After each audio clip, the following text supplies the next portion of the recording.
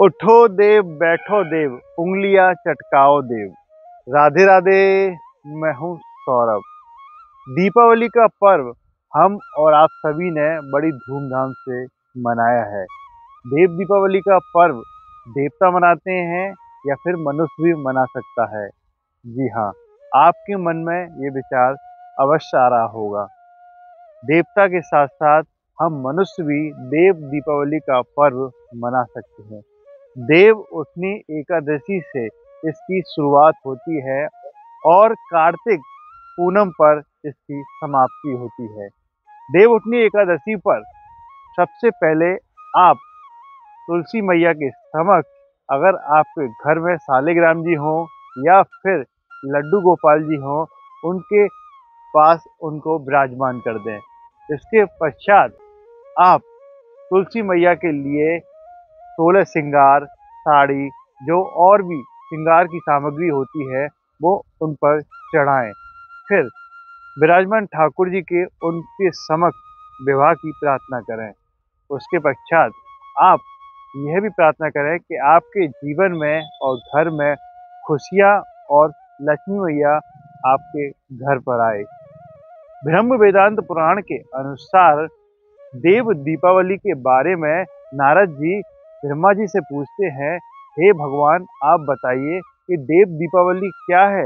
देव दीपावली कौन मना सकता है और इसको कैसे मनाया जाए? तो ब्रह्मा जी बताते हैं कि कार्तिक की एकादशी के दिन आप अगर ठाकुर जी का विवाह तुलसी मैया से अगर कराते हैं, उनको 16 श्रृंगार आप अर्पित करते हैं, आप उनके सेवा भाव से पूजन करते हैं, तो ठाकुर जी आप पर कृपा बरसाएंगे। आप सर्वप्रथम भगवान का पंचामृत से अभिषेक करें। अभिषेक करने के बाद उनको सजाएं। सजाने के बाद आप यह भी सोचते होंगे कि लक्ष्मी की प्राप्ति कैसे हो। लक्ष्मी मैया और वृंदा देवी यानी तुलसी मैया का बड़ा गहरा नाता है। लक्ष्मी मैया की जो वृंदा देवी हैं वो भाभी हैं। इसी भाव के साथ आप ठाकुर जी के सेवा करें, ठाकुर जी को प्रणाम करें और उनका अभिषेक करें। इसके पश्चात आप अपने घर को दीपकों से सजाएं। ये सोचकर सजाएं कि दीपावली का पर्व हम मना रहे हैं। और देव द्वादशी के दिन आप रात्रि में 21 सिक्कों पर आप दीप जलाएं और दीप जलाने के बाद आप कहीं भी राधा कृष्ण के मंदिर में जाएं। राधा कृष्ण के मंदिर में जाकर आप ठाकुर जी की आरती उतारें और उससे अगले दिन देव त्रयोदशी के दिन आप ठाकुर जी का पुनः अभिषेक करें। अभिषेक के बाद उनको अच्छे अच्छे व्यंजनों का भोग लगाएं और उनकी आरती करें। और रात्रि में आप दामोदर अष्टक का पाठ करें, राधा कृपा कटाक्ष का पाठ करें और साथ में आप गोपी गीत भी गाएं, ताकि ठाकुर जी की भक्ति आपको प्राप्त हो सके। देव त्रयोदशी के बाद अगले दिन आता है बैकुंठी चतुर्थी। बैकुंठी चतुर्थी के दिन आप क्या करें? सबसे पहले आप चांदी के 7 तारे बनवा के लेके आए। तारे बनवाने के बाद आप एक सूरज, एक चंद्रमा आप लेकर आए। इसके पश्चात आप नारायण या फिर वृंदावन के दामोदर मंदिर में जाएं।